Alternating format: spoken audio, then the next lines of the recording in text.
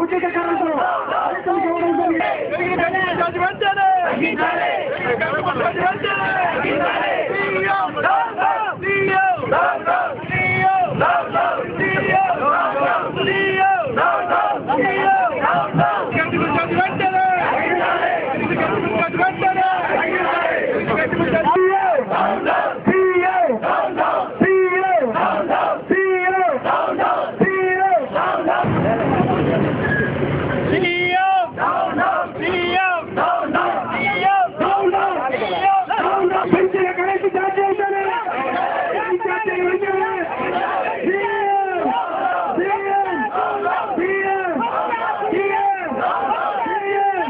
మనం ఒకసారి చెప్పుకోవాలి. ఎందుకంటే ఈ రాష్ట్ర ప్రభుత్వం సామాన్య మానవ నుంచి ఇండస్ట్రీల వరకు ప్రతి ఒక్క యూనిట్ పైన ₹1 దగ్గర పెంచిన విషయం మనం గమనిస్తున్నాం. అలాగే ఈరోజు కరెంటు కోతలతో పట్టణాల దగ్గర నుంచి పల్లెటూర్లలో కరెంటు వచ్చే పరిస్థితే లేకుండా ఉంది. ఈరోజు కరెంట్ ఇచ్చేది లేకుండా ఉంది. రేట్లు కూడా అబ్నార్మల్ గా పెంచి సామాన్య మానవుడు పోయలేనంటే విధంగా ఎంత భారం వేసిందో మీకు తెలిస్తే 4,400 కోట్ల రూపాయల భారాన్ని ఈ రోజు రాష్ట్ర ప్రజల పైన వేశారన్న విషయం మనం ఒకసారి గుర్తు చేసుకోవాలి. ఇదే మన రాజశేఖర రెడ్డి గారు ఉన్నప్పుడు 2004 ఎలక్షన్స్ ముందు రైతులందరికీ కూడా ఫ్రీగా కరెంట్ ఇస్తాము, రైతులకి నాణ్యమైన కరెంట్ ఇచ్చి రైతాంగాన్ని కాపాడాలని చెప్పి ఆయన చెప్పిన మాట ప్రకారంగా ఆనాడు ఇచ్చిన మాట ప్రకారంగా ముఖ్యమంత్రి అయిన తర్వాత మొట్టమొదటి సంతకం పెట్టి రైతులకి ఫ్రీ కరెంట్ ఇచ్చిన విషయం మనం మర్చిపోలేము. ఆ రైతులకి రుణభారం ఉండకూడదని రుణాలని కూడా బ్యాంకులో నుంచి తీసేసిన ఘనత రాజశేఖర రెడ్డి గారు. ఒక బల్బు ఉన్నటువంటి రైతుకి సామాన్య మానవుడి కరెంటు బిల్లు లేకుండా చేసినటువంటి ఘనత రాజశేఖర రెడ్డి గారు. 2009 ఎలక్షన్స్ లో ఆ ఎలక్షన్స్ అయిన మన బడ్జెట్ మీటింగ్ లో కూడా చెప్పారు ఆయన, నేను ఈ 5 సంవత్సరాలు కరెంటు పెన్షను ప్రజానీకరణ పైన భారం మోపురని చెప్పినటువంటి మహనీయుడు ఆ రాజశేఖర రెడ్డి గారు.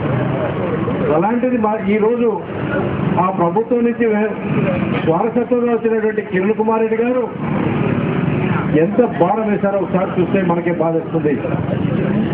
ఈ కరెంటు పెంచిన ధరలు చూస్తే సామాన్య మానవుడు ఇంకా కరెంటు వాడే పరిస్థితిలో లేదు. అందుకనే మేము చెప్తున్నాం, కళ్ళు తెరవంటి కిరణ్ కుమార్ రెడ్డి గారు, మీరు వేసిన భారం చాలా ఎక్కువ. ఒక ఉదాహరణ చెప్తాను నేను.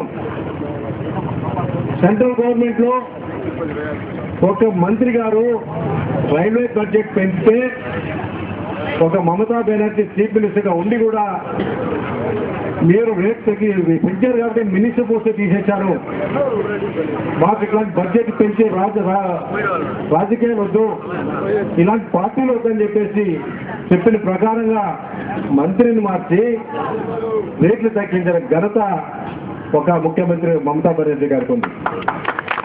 అలాంటి ముఖ్యమంత్రి మనకు కావాలంటే ఈ రాష్ట్రంలో జగన్మోహన్ రెడ్డి గారు రావాలి. మనకి జగన్మోహన్ రెడ్డి ముఖ్యమంత్రి అయితే ఈ రాష్ట్రంలోనే కాదు, పన్నులు సెంట్రల్ గవర్నమెంట్ లో కూడా పన్నులు పెంచకుండా చేసే బాధ్యత ఒక జగన్మోహన్ రెడ్డి గారు తీసుకోగలనే విషయం నేను తెలియజేస్తున్నా. ఈ రోజు ఎంతో బాధలు పడుతున్నా.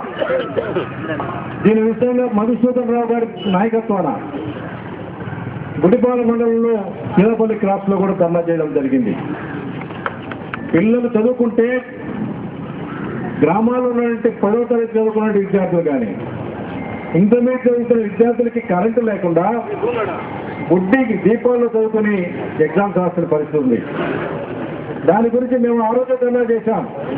పవర్ కట్ తీసేయండి, పవర్ కట్ లేకుండా పవర్ కట్ లేకుండా విద్యార్థులు చదివే విధంగా చేయమంటే ఈ ప్రభుత్వం పట్టించుకోలేదు.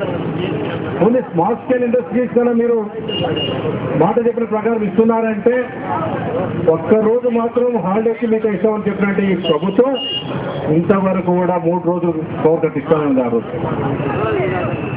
చిన్న పరిశ్రమలతో మూతపడే పరిస్థితి వచ్చింది. ఈ రోజు ఈ రాష్ట్రం నుంచి చిన్న పరిశ్రమల నుంచి పెద్ద పరిశ్రమల వరకు అన్ని రాష్ట్రాలకు వెళ్ళిపోయే పరిస్థితి ఈ రోజు ఉంది. పక్క రాష్ట్రంలో ఇంతవరకు ఏం పెంచిన రేట్లు ఈ ఒక్క రాష్ట్రంలో ఈ విధంగా ఎందుకు పెంచారని నేను ప్రశ్నిస్తున్నాం. జగన్మోహన్ రెడ్డి గారి నాయకత్వాన వైఎస్ఆర్ కాంగ్రెస్ పార్టీ ఒకటి మాత్రం దీన్ని గమనించాలి.